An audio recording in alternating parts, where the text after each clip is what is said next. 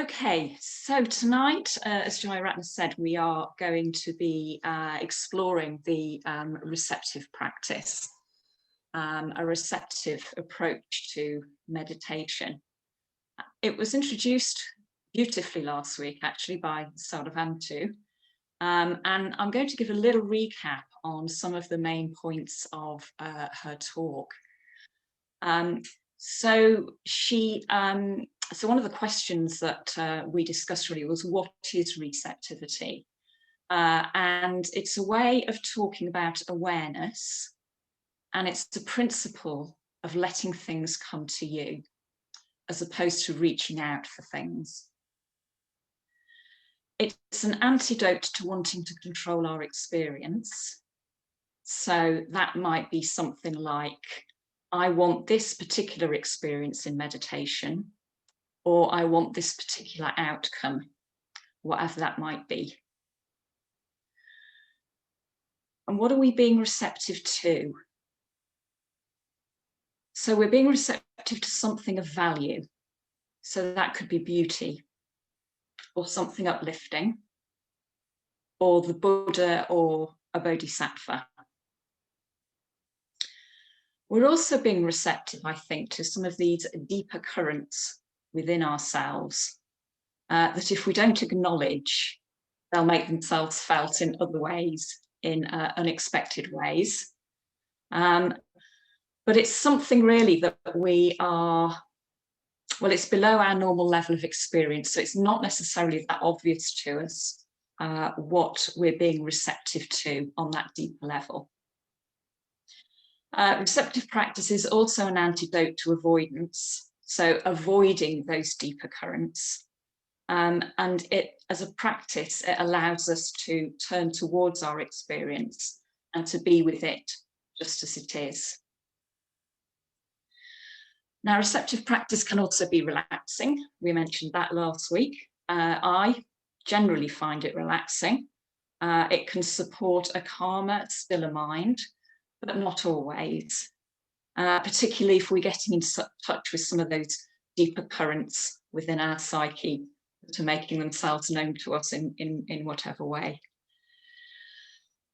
Something else Sadhavantu mentioned last week was when we're doing this type of aware of what is in the driving seat. So when something unhelpful kind of takes over, or an unhelpful mindset starts to dominate.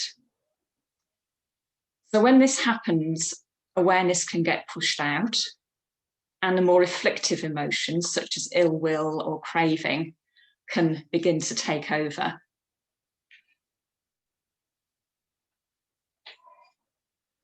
So with these afflictive emotions, when they kind of arise during this more receptive practice, it might be enough just to notice them. Often bringing awareness to something can help to identify or bring into sharper focus what's actually happening, what's going on. But if it keeps displacing awareness and hijacking this Dharma perspective, we might need to move to a more active or directed meditation practice. So we may well find, as meditators, that there may be times when we do need more direction in our meditation practice, and times where there needs to be more receptivity. And I think it potentially can be a bit confusing that on the one hand, within our system of practice, we have practices that seem quite explicitly trying to direct the mind in a particular direction. So we might be directing the mind towards the mindfulness practice, the breath, counting the breath, or metta. But on the other hand, there also seems to be this need just to be with our experience as it is. And that's the receptive side of the practice. So it might be that it feels like a bit of a contradiction between kind of the active and the kind of receptive side. And I think it's just, something we have to feel our way into. So there will be times where we want to be more active and when we might want to kind of intervene, as it were, a bit more, particularly when an afflictive emotion is crowding out awareness, or when we're experiencing a lot of mental proliferation. So, for example, the mind's kind of going off on one, so it might not be particularly experiencing ill will, but it could be when you're trying to meditate, kind of playing through the day that you've just had, for example, if you're meditating after work. And in those situations, I know that I find it useful to just go back to counting the breaths, to kind of reduce the pull of that kind of narrative of what's happened throughout the day. So I think it's a balanced approach that we need. So it's directed when needed, and that will come to us through experience as to what we might need to do at any particular time. And we also need to allow for an open, less structured sitting. So that's a bit of a recap of last week, and then a couple of extra things that I've just kind of thrown in there. So I was asked to do this session because the person that asked me thought that probably my meditation practice is largely a receptive practice. So they weren't kind of wrong about that. I think my meditation is generally a receptive practice. So even when I'm doing like a particular meditation, I'll bring kind of like a receptive approach to it.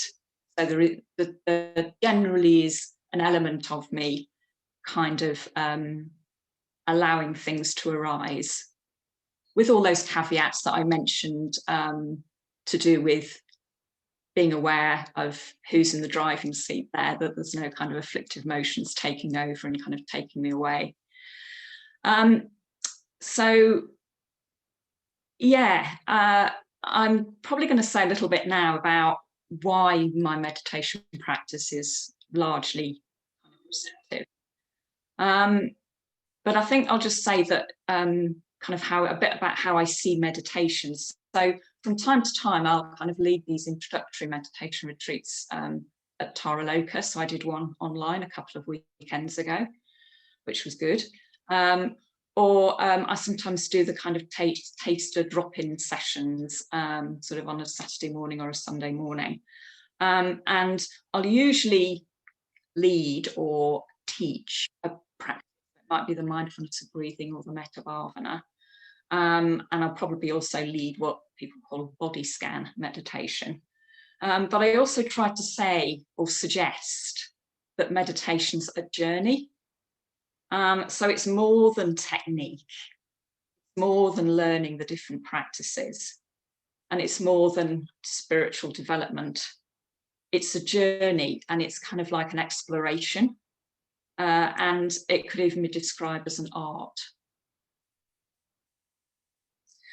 So my general approach to meditation is receptive, and I want to say how I got here, how I got there. Or at least why at present this appears to be my meditation practice of choice. So I didn't used to meditate with a kind of receptive, open attitude. I definitely wanted a particular experience when I meditated. So I wanted to get more concentrated, or I wanted to feel more relaxed, or I wanted to be de-stressed, or I wanted to gain greater clarity, and even loftier ideals such as achieving higher states of consciousness, gaining insight, and all that sort of thing. What I didn't want was my actual experience. I didn't know what my actual experience was, as I was too busy trying to impose something else on top of it. But I think often my experience was a bit all over the place, very distracted, a lot of mind activity going on, a lot of restlessness, and probably boredom a lot of the time as well, wishing that I was actually doing something else. So yeah, so I had a rather striving attitude towards meditation. I think that was and probably is a bit sort of a tendency of mine. I do spend a reasonable amount of time in the world of work where striving is something that people tend to do. And outcomes are usually something that you strive to achieve in a workplace. So I definitely was quite, to use a work term, outcome focused about my meditation. So it didn't really get me very far, this sort of striving attitude. I developed something of an aversion towards meditating. I really didn't want to do it, and I used to make myself do it for my own good, which again wasn't that helpful. I just found it quite tiring, actually. It was a fairly joyless experience overall. One place it did get me to, though, albeit indirectly, was a particular order retreat that I told myself I should go on because it would be good for me. It would be good for my spiritual development. Well, which I suppose it was in a certain way, but perhaps not in the way that I was expecting or imagining. So this retreat I went on, I call it the boot camp retreat. So it was a bit like a boot camp. It consisted of the whole Jayaratna system of practice, spread across the day, very lengthy sessions of directed meditations, lots of walks, lots of breakout groups, lots of ritual. Nothing wrong with any of that. But for whatever reason, it wasn't hitting the spot with me at all. So one of the things that I very, very quickly developed an aversion to on that retreat was a meditation practice that they were suggesting we did first thing in the morning. So this is first thing in the morning, before you've had your coffee, before you've had your breakfast. And that's not an optimal time for me when it comes to meditation. I'm not a morning person. I don't normally meditate before breakfast at home. And I certainly would never dream of meditating before I'd had a coffee from one. So we were invited to do this meditation practice. It's called the Going for Refuge in Prostration practice. And those of us who are familiar with it, some people will love it. Some people do love it. I kind of never really took to it. I find it complicated. So you do kind of quite a lot of visualization of a lot of figures from historical Buddhism. And then you also do this thing where you kind of like prostrate. So you physically kind of like throw yourself on the floor quite quickly, loads and loads of times, which I found really difficult first thing in the morning. And it didn't set me up well for the day. And the day continued in that, as I said, lots of lengthy meditations, very directed, very led. I was cold most of the time, just to add to the general misery that I was kind of creating around it. And I was hungry a lot of the time as well. So it was a pretty challenging experience for me. And as time went on throughout this retreat, I just got more and more grumpy and more disgruntled. And I started like skiving off from the sessions. And I was just so mightily relieved when the whole thing was over. I was really glad to get home. And I was going on holiday the next week as well. I was going to Spain. So I was like really pleased that I was able to make a complete break with that retreat. So objectively, it was a very good retreat. I can see that. But it wasn't really what I was needing at that particular point in time. But it did have kind of ramifications, because it felt like a bit of a turning point in, lots of things, but particularly my meditation practice. It felt like a bit of a dark night of the soul in some respects. And when I kind of came back from that retreat and came back from my holiday, as time went on, I was finding it increasingly impossible actually to do these formal meditation practices. And it kind of had a slight knock-on effect in that I wasn't able to lead any mitra study groups or sanguinitis, and I was just generally kind of a bit grumpy for quite a long time, years, I think. So what had happened? So I think it's tempting often in hindsight to interpret an experience in a particular way. But I think what may have been going on was that there was something in the depths of my being trying to tell me something, and I hadn't been listening to it. And this had been going on for long before this retreat. But maybe the retreat brought it into focus because there was such a kind of strong sense of unpleasant feeling around it. So I needed to start listening really to kind of what was going on at those deeper levels. I kind of needed to be in a receptive state to do so. And I wasn't in a receptive state. So I'd recently been ordained, so I was still absorbing that experience. I'd also recently started a new job and taking in a lot of information and stimuli through that. So there was an awful lot going on, and I was full up. And I thought of that analogy that Saravantu, the story that Saravantu told us last week about the Zen master continuing to pour tea into the cup even when it was full up, so that it was overflowing. So that was a bit how it felt. It was like nothing else could get in, because I hadn't had time, or hadn't given myself the time and the space to process probably these big changes in my life, and probably deeper things that for years and years were kind of wanting to make themselves heard. So what did I do? Well, I dropped everything, doing everything. I stopped meditating near enough. I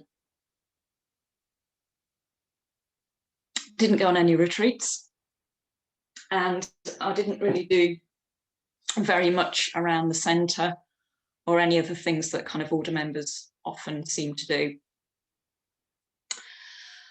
But I was getting increasingly drawn to ideas of receptivity, openness, abiding with experience, and turning towards my experience through meditation. So I had done some retreats before that were much more sort of focused in that direction. So I kind of went on a few more of those retreats, to those types of retreats, to see how it was. And yeah, so that's generally been the direction of my practice. So those retreats were really helpful. So I did some of Vajradeva's retreats, which are very helpful in developing that receptive approach. And also, I've got more interested in body-based meditation. So meditating really, or becoming aware of sensations in the body. Yeah. So this is where I've been really for the last few years. So seeing meditation more as a journey, not as something to achieve a particular outcome, an exploration of soul, if you like, and an art. Okay, so I suppose we should do some meditation now. So the first practice that we're going to do, I'm going to invite you, if you would like, to lie down to do this practice. So maybe we need a couple of minutes to kind of shuffle around and do what we need to do. But I suggest that you lie down if that's at all possible. If it's not, for whatever reason, don't worry. On the floor or on the sofa or on a bed, or remain seated if that is what you want to do. So take a bit of time now, a couple of minutes, to get something to lie on, maybe a blanket to put over you and a cushion to put behind your head.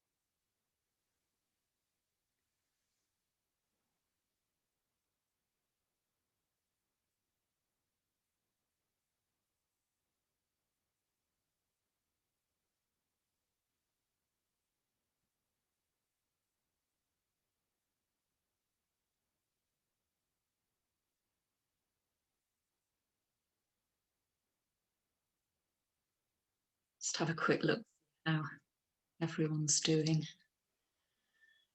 Great. So it looks like most people are pretty much set up. Okay, so what I'm going to do is just turn my computer towards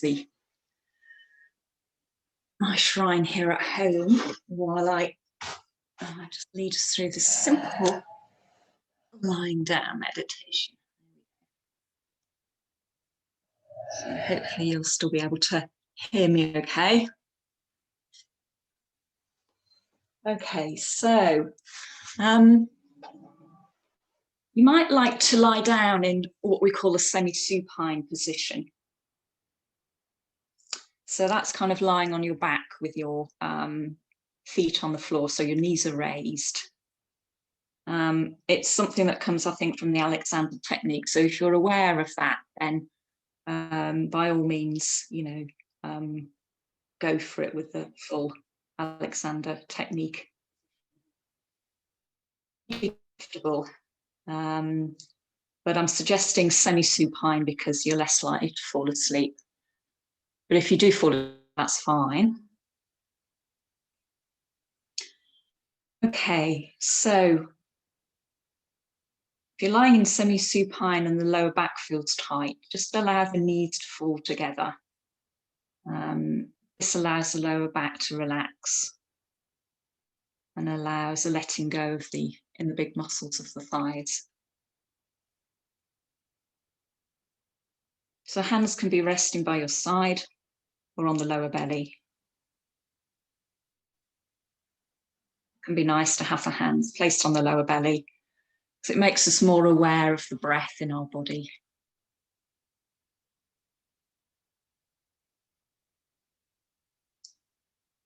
And as you lie here, you might want to imagine the crown of the head moving towards the wall behind you, and the base of the spine moving towards the opposite wall. So kind of lengthening in the spine.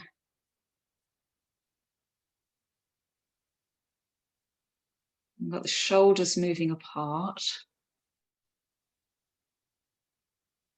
allowing the back and the chest to broaden. Kind of when we do this, we are evoking the imagination a little.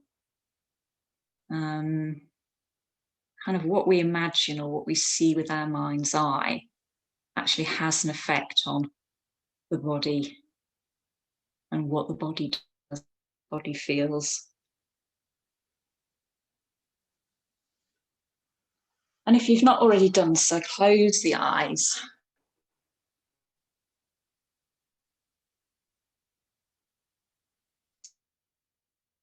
Breaths at this point. In through the nose and out through the mouth.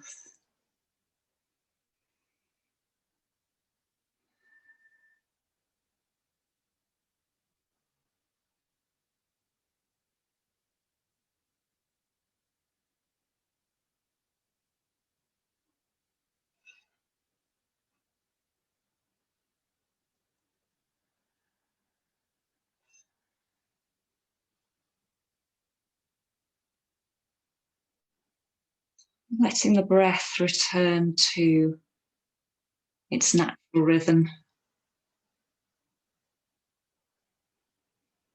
Noticing where you feel the breath in the body as you lie down. So maybe in the torso, the upper chest, the abdomen.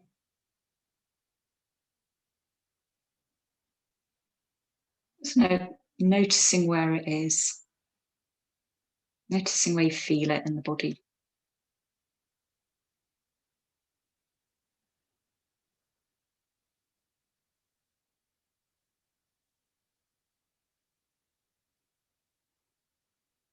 Notice the feeling of the back against the floor.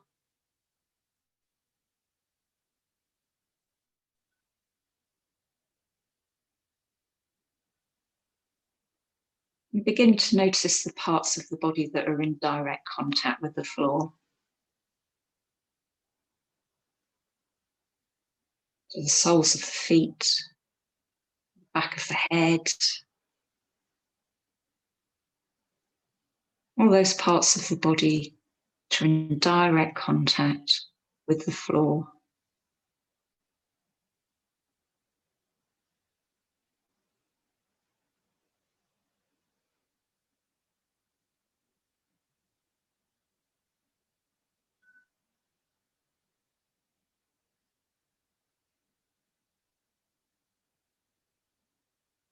See if you can notice the breath in the back of the body.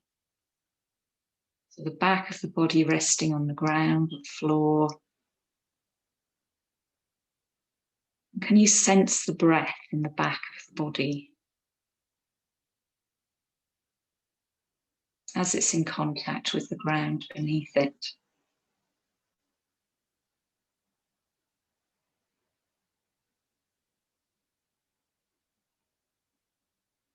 Now, having a sense that the floor you're lying on is connected down to the earth.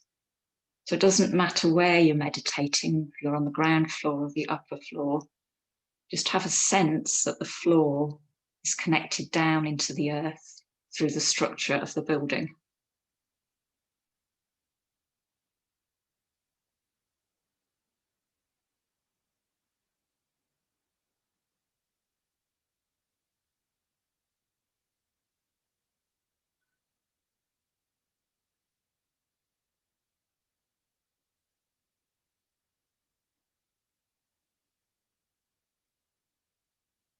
Really having a sense that you're being supported by the earth.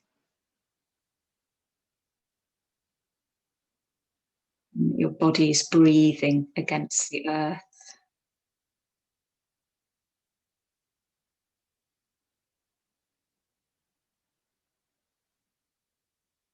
So just resting here for a while, being supported by the earth,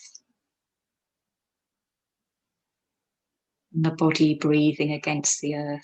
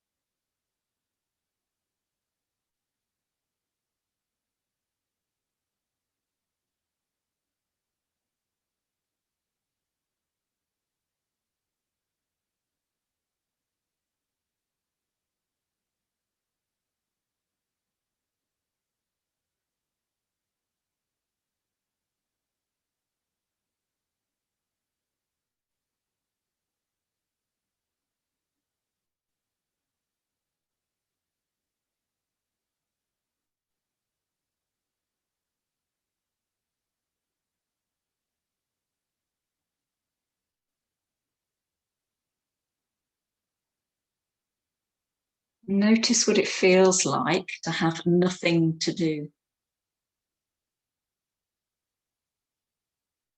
To stop doing anything. At least physically to have stopped moving around.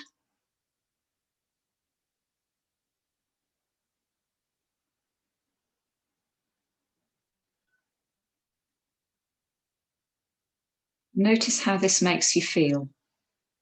The fact that you've stopped.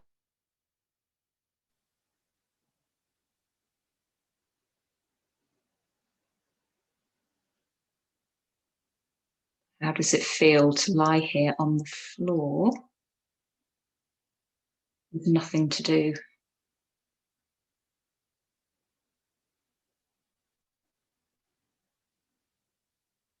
Do you feel calm, relieved, or maybe a bit on edge? So just notice. Don't try to change anything. Don't try to change it.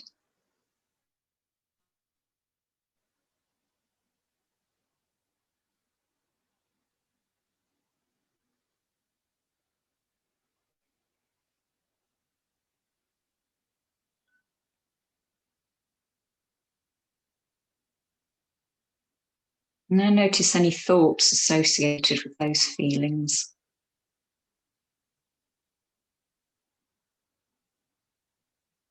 And watch them come and go. Noticing their transient nature.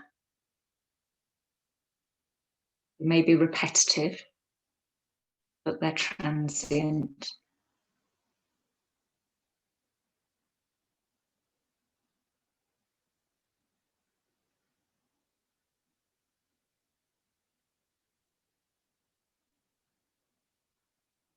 So not getting carried away with our thoughts. Thoughts are trained in a way to attract our attention. So if we find ourselves getting carried away, pause, take up the breath, reconnecting with the breathing.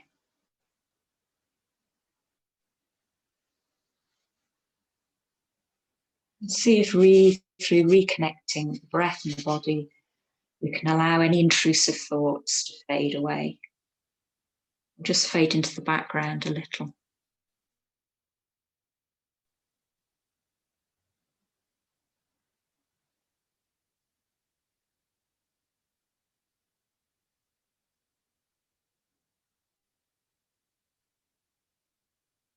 Imagining the earth again below us, supporting us.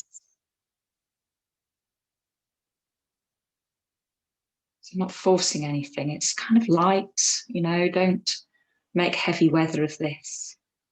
It's light imagining, maybe even a playful aspect to it.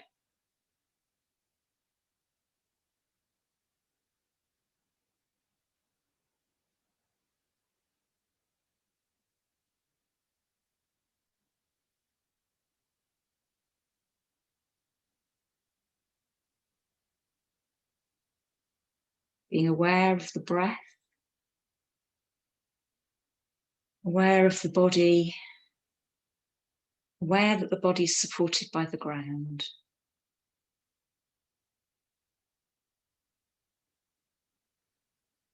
Settling more into the ground. Try to imagine gravity, giving your body over to gravity.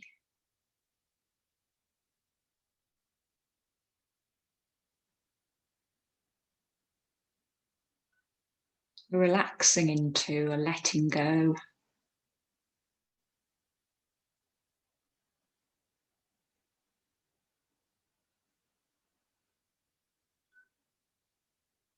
Noticing the kinds of thoughts, feelings, even images that might arise.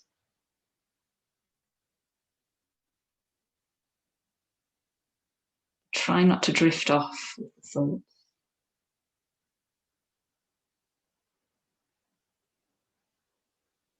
Just keep coming back in a calm way to the breath.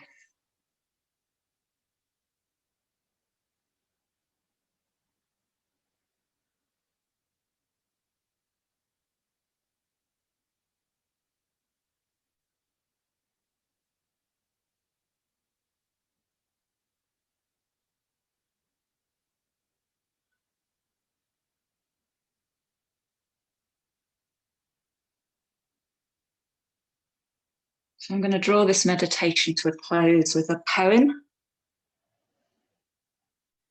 So we'll stay where you are.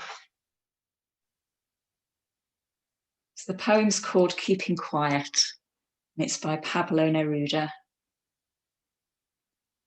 Now we will count to 12, and we will all keep still, for once on the face of the earth. Let's not speak in any language. Let's stop for a second and not move our arms so much. It would be an exotic moment without rush, without engines. We would all be together in a sudden strangeness.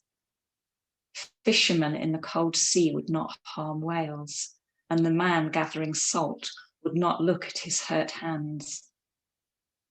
Those who prepare green wars, wars with gas, wars with fire, victories with no survivors, would put on clean clothes and walk about with their brothers in the shade, doing nothing. What I want should not be confused with total inactivity. Life is what it's about.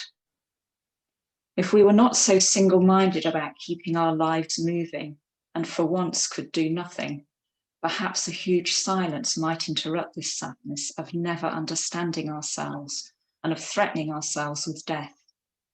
Now I'll count up to 12, and you will keep quiet, and I will go.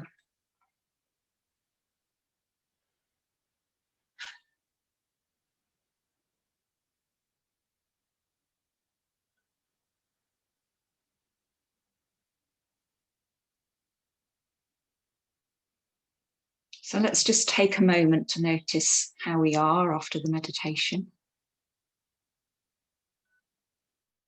So there's no particular way that you're supposed to feel. Just be interested in what has happened or what does happen.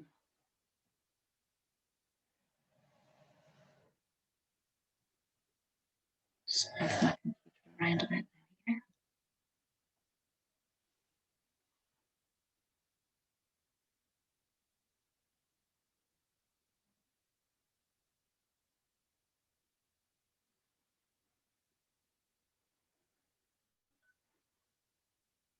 So when you're ready, you'll sit back up again. And one way to do this is to roll over onto your right side and just rest there for a few seconds before coming up to sitting. So moving slowly and with care.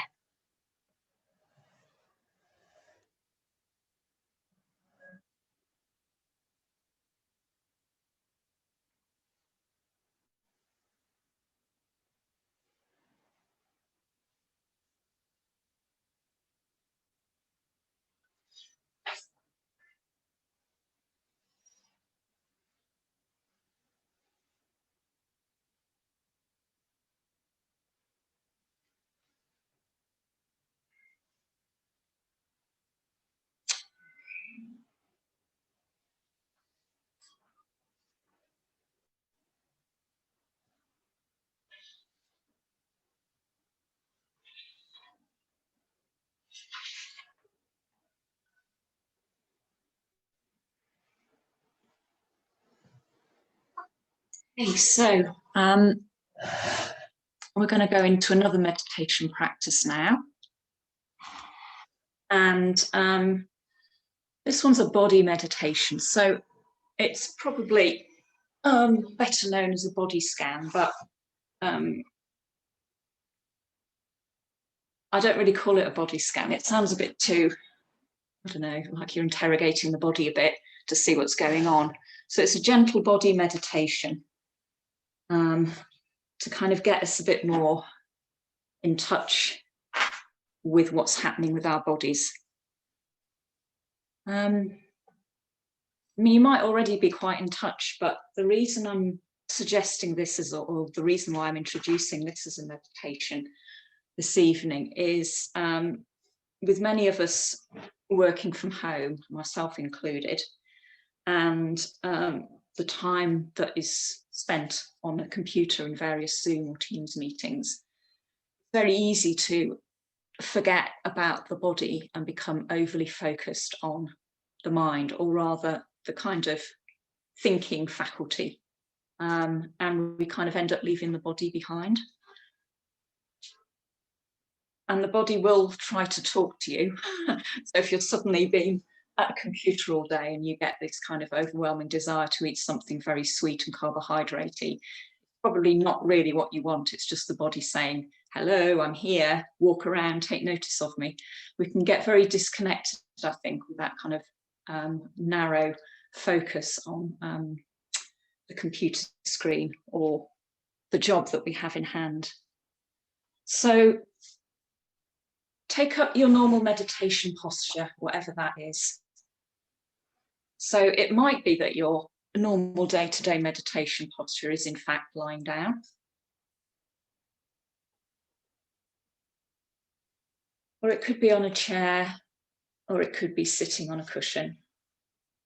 It doesn't really matter which one it is. The important thing is come into the posture.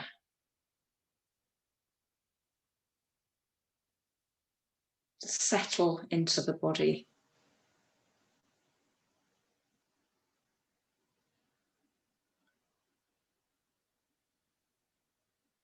Closing the eyes.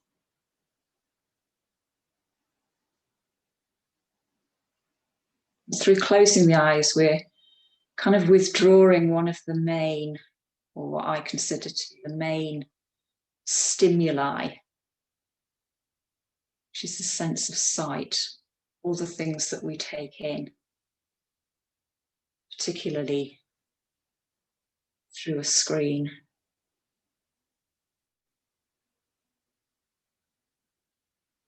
Noticing what other senses you're aware of.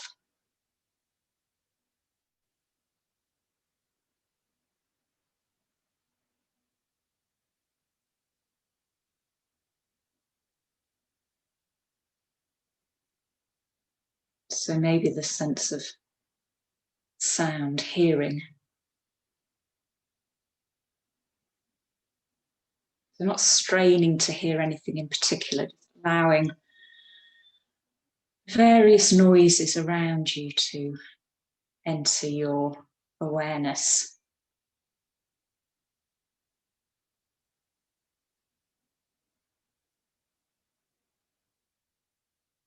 And noticing if there's any particular response to some noises. You have a positive response to pleasant sounds, like a ticking clock.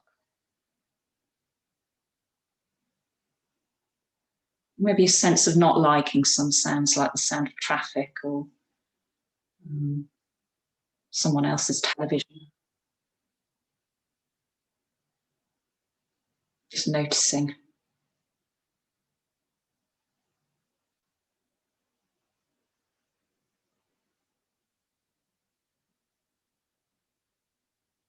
And some of the other senses, so the sense of touch, feeling of clothes against the skin,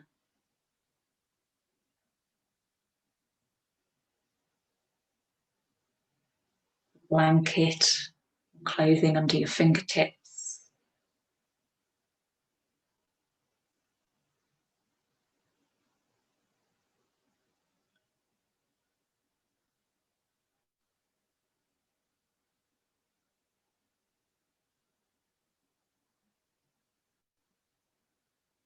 And then sensing movement in the body in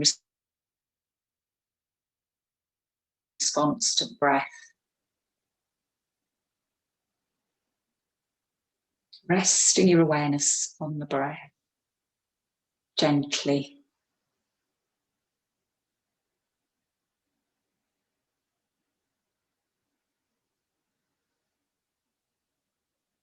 Now grounding ourselves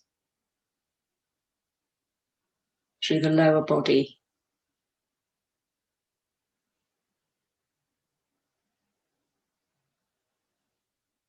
So the connection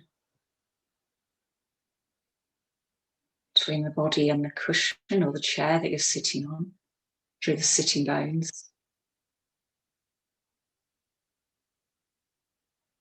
Feet with the floor or lower legs with the floor.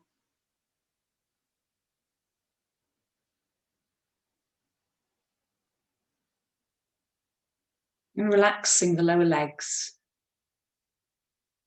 feet into the ground, into the floor.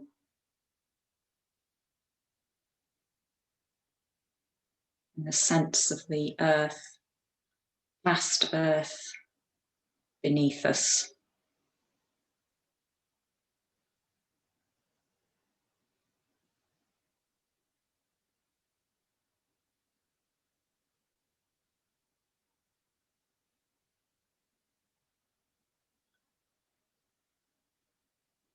Noticing if there's any areas of tension in the lower body. In the groin or in the thighs. Sense of holding.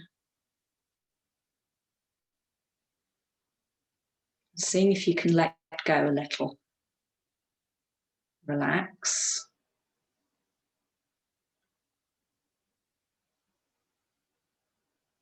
Maybe if you do yoga, you might be familiar with the idea of breathing into areas of tightness or tension, allowing them to relax or open on the out breath. You might need to use some imagination.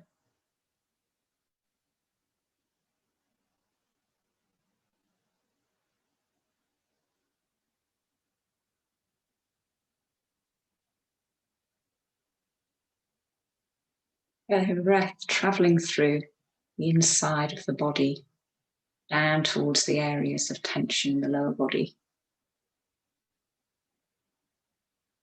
Relaxing down on the out breath.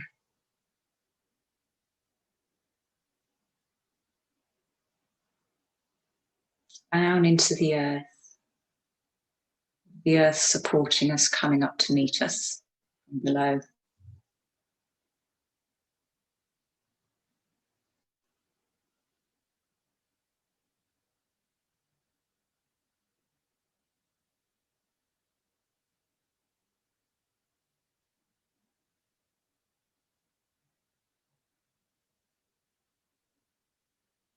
Then moving up the body now. So the belly. Just feeling into this area, sensing what this area feels like.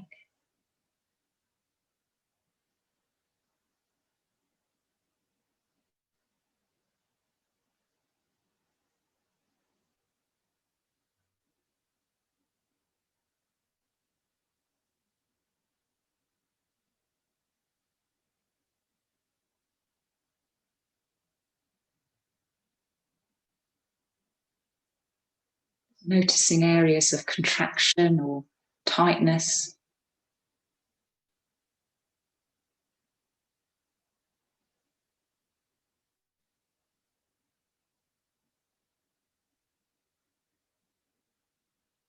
Imagining relaxing, opening on the out breath. Those areas of contraction and tightness.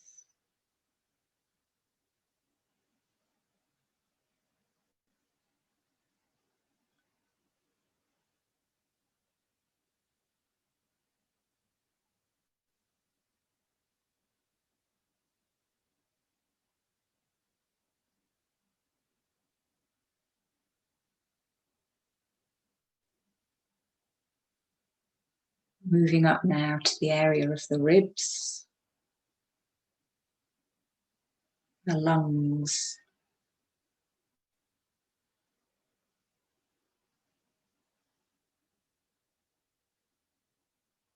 be creating a sense of opening in the chest through breathing.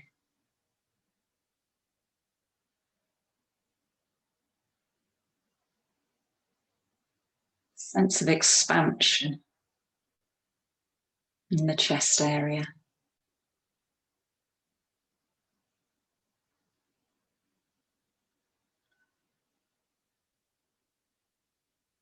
Just making room for the heart.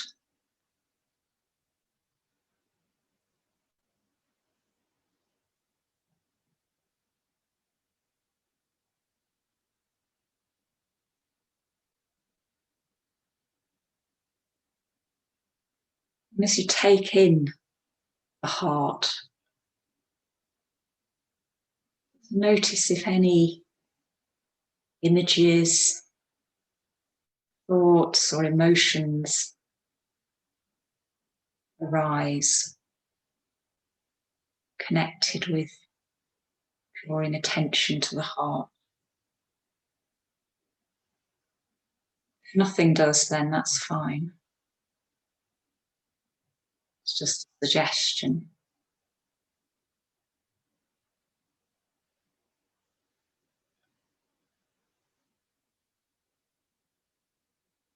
Just really feeling the breath in this area. A sense of softness and openness.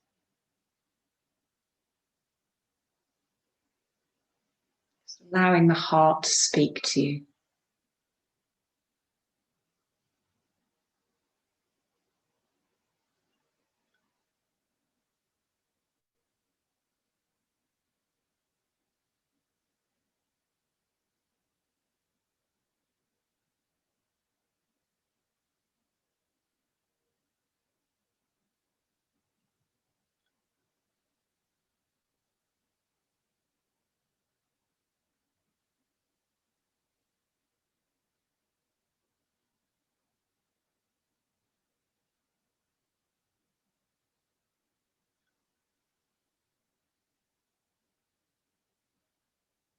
Moving awareness up now to the shoulders,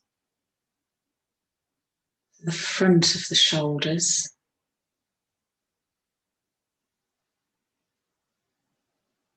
and the back of the shoulders, the shoulder blades moving down the back,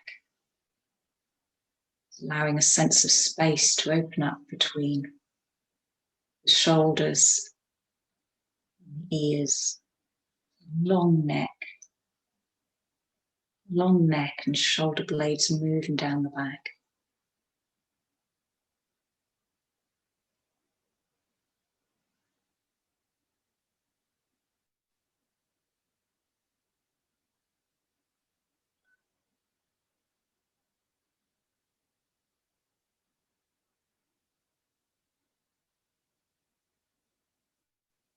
Awareness down into the arms.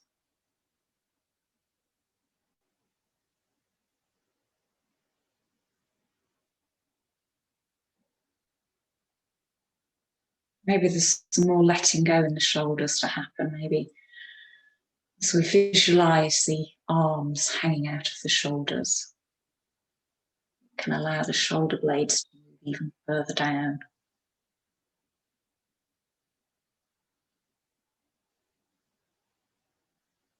Mine move down by about another inch then.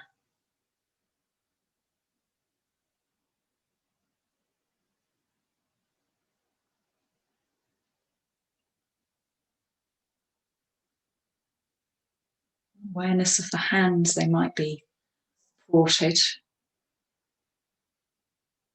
resting on the knees, the thighs, supported by a blanket.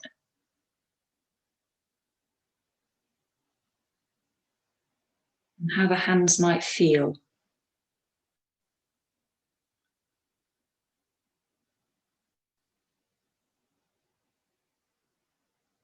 There might be quite a bit of sensation in the hands, tingling.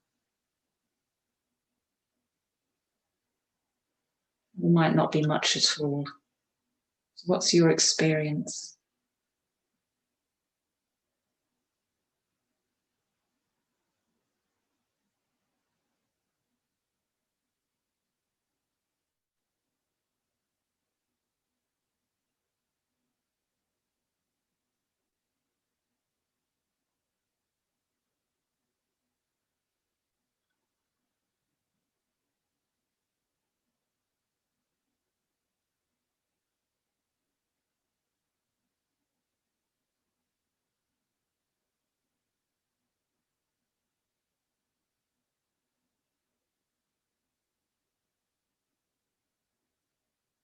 Moving back round now to the back of the body.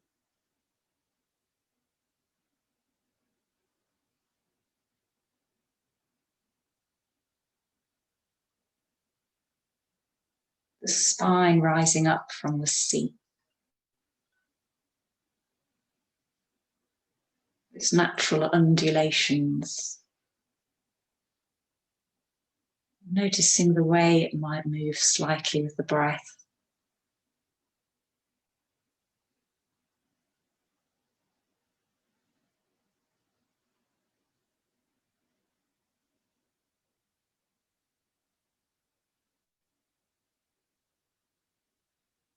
Maybe you can sense the core channel just in front of the spine, rising up through the core of the body.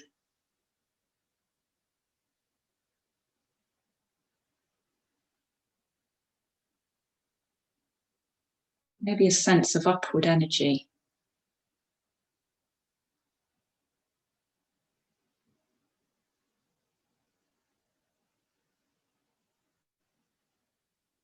Bringing a feeling of elegance to the posture.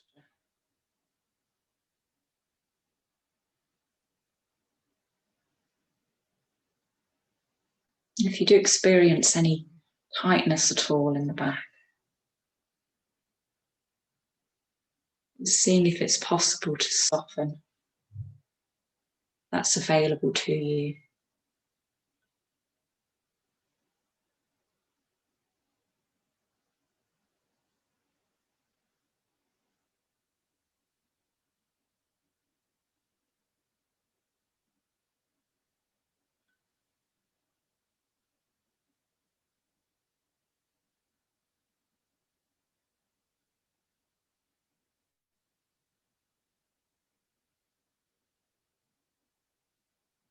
Moving up through the core channel now to through the neck to the base of the skull.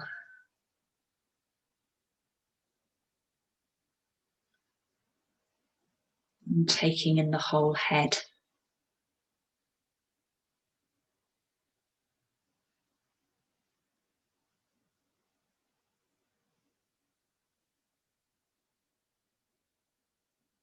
Noticing any areas of tightness, tension in the head.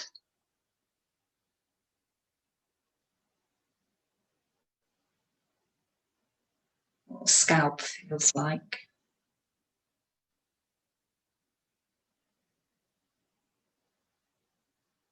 Brow.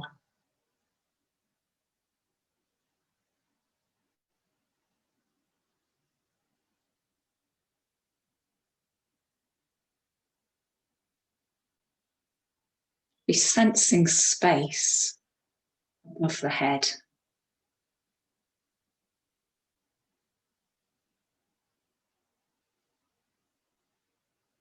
Spaciousness of the crown of the head.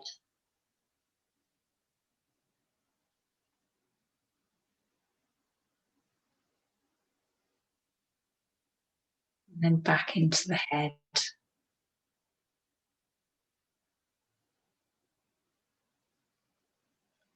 Sensations around the eyes. Tightness or strain. Softening.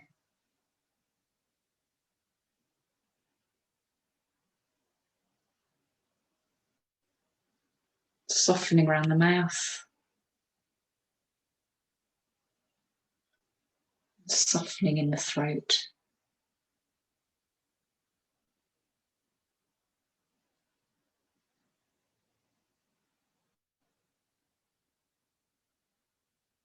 So having a slight smile softens the face.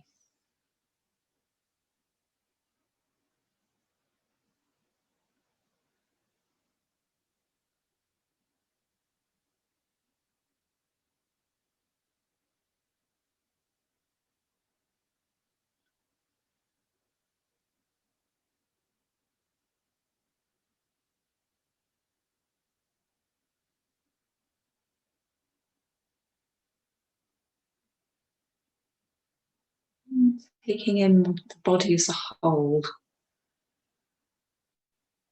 so far as that's possible. So it might be a visual sense of the body as a whole, sitting in meditation posture.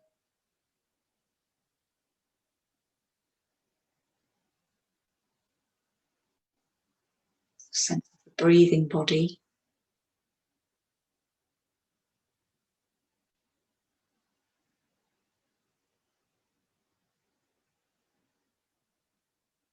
The elegant posture.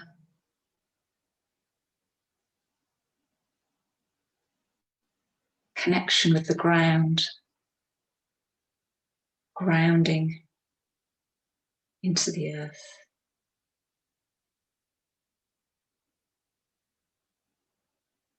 Reaching into the sky. The crown of the head. Whole sense of the whole body. Breathing. Vibrant, alive. Not perfect.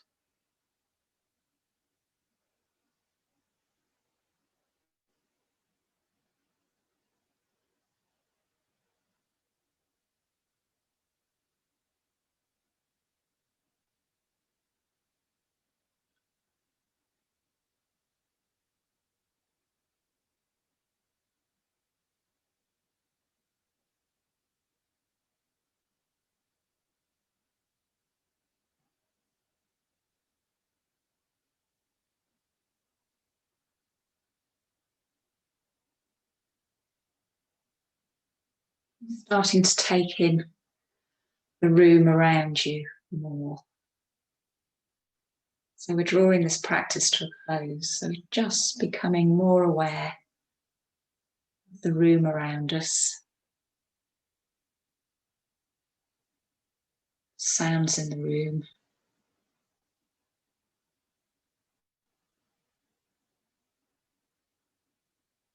Sense that we're all sharing this virtual space.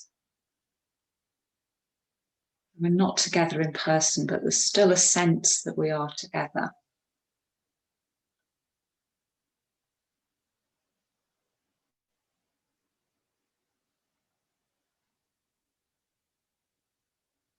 And opening the eyes.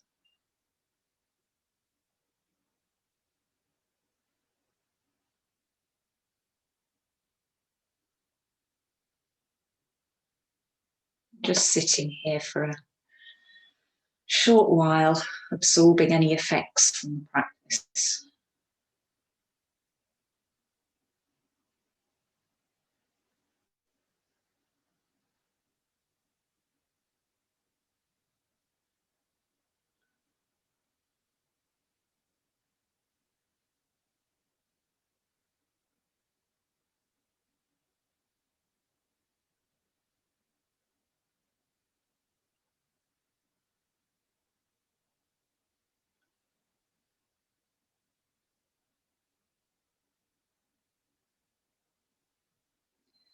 So we'll have, if you need, a very short leg stretch, just sort of standing up, or a pee break if you need it. But try not to disturb yourselves too much. Try and maintain a kind of quiet, meditative attitude. So just a couple of minutes to maybe move the body a bit or stand up, whatever you need to do. Comfort break.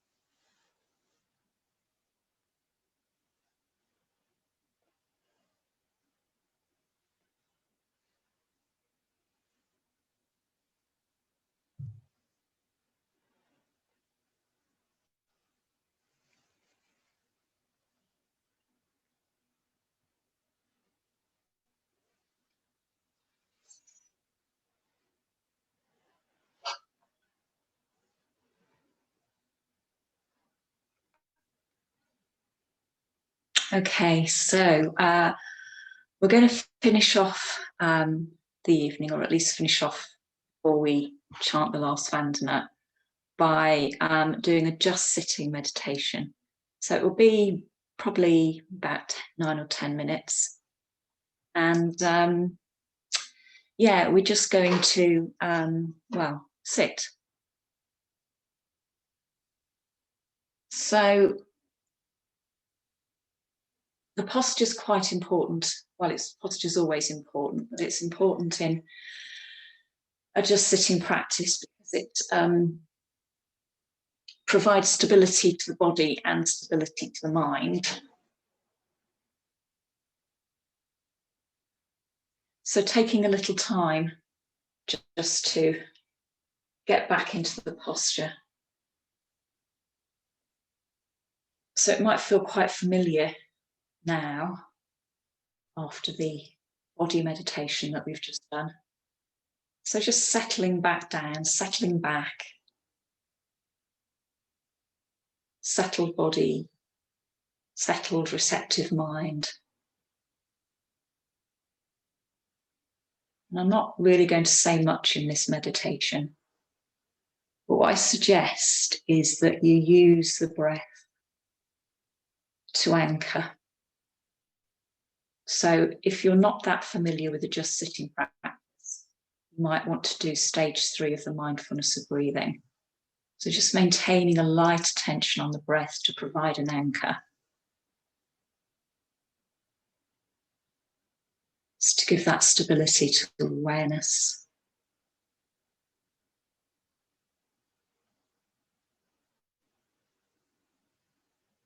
So it's there just to stop us getting too lost.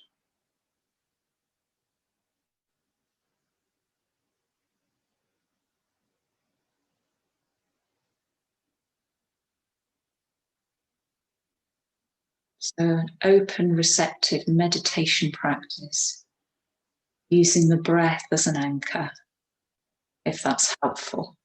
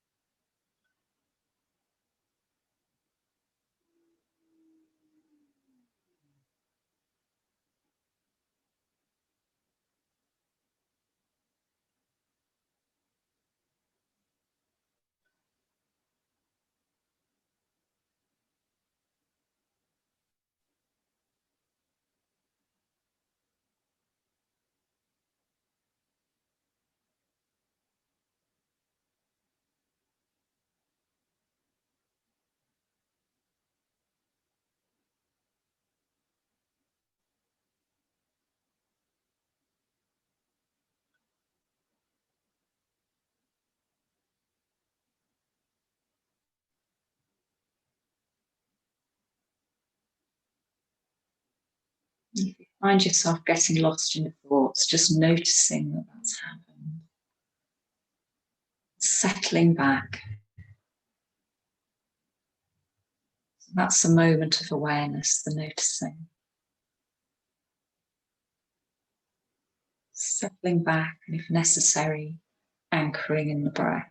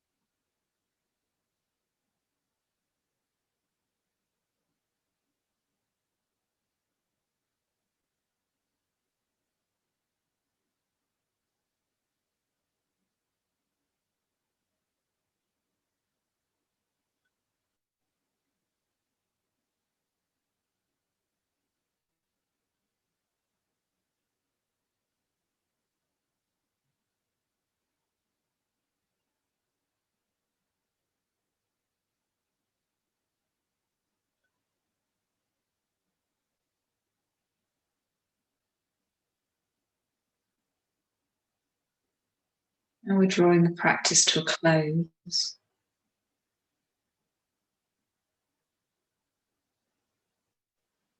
So becoming aware of the surroundings,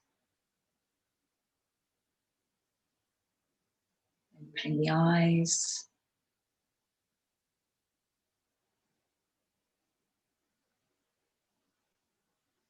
Noticing how you feel and the effects from the practice.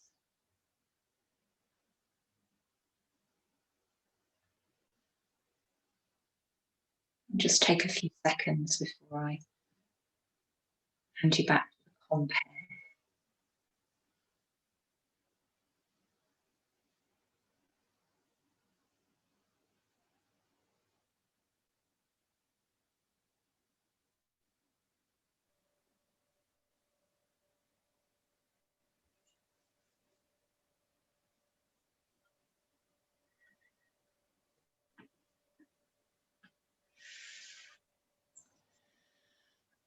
So, Jayaratna, I don't know if you have any announcements before the last Vandana. I don't know if Abhayanara or Vajrapriya have. No, that's fine. Okay. Tejodharini, thank you so much. It's always a privilege to have a led meditation. I really enjoyed them all. Thank you. You're welcome.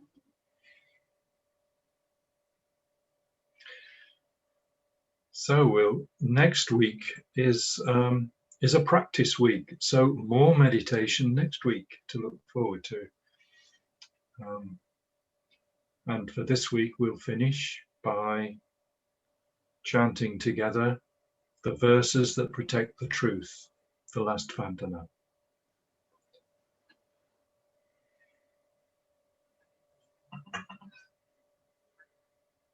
Thank you, Vajrapriya.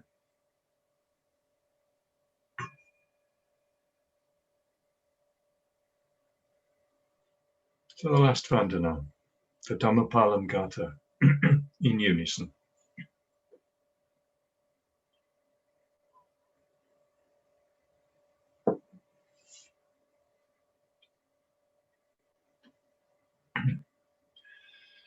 Sabba papa sa akaranam kusalasa upasampada Sachita paryodapanam etang buddhana sasanam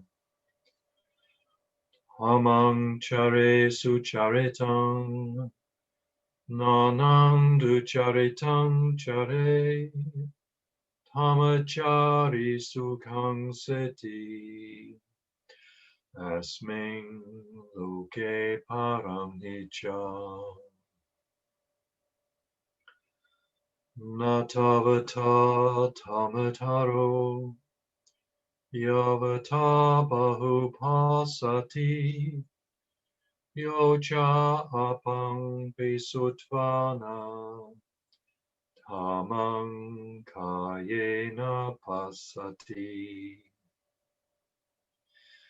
save tamataru hotiyo tamang napamajati Nati me saranang anyang Buddho me saranang varang Etena sachavachena Hotu me jayamangalang Nati me saranang anyang Dhammo me saranang varang Etena sachavachena Hotu me jayamangalang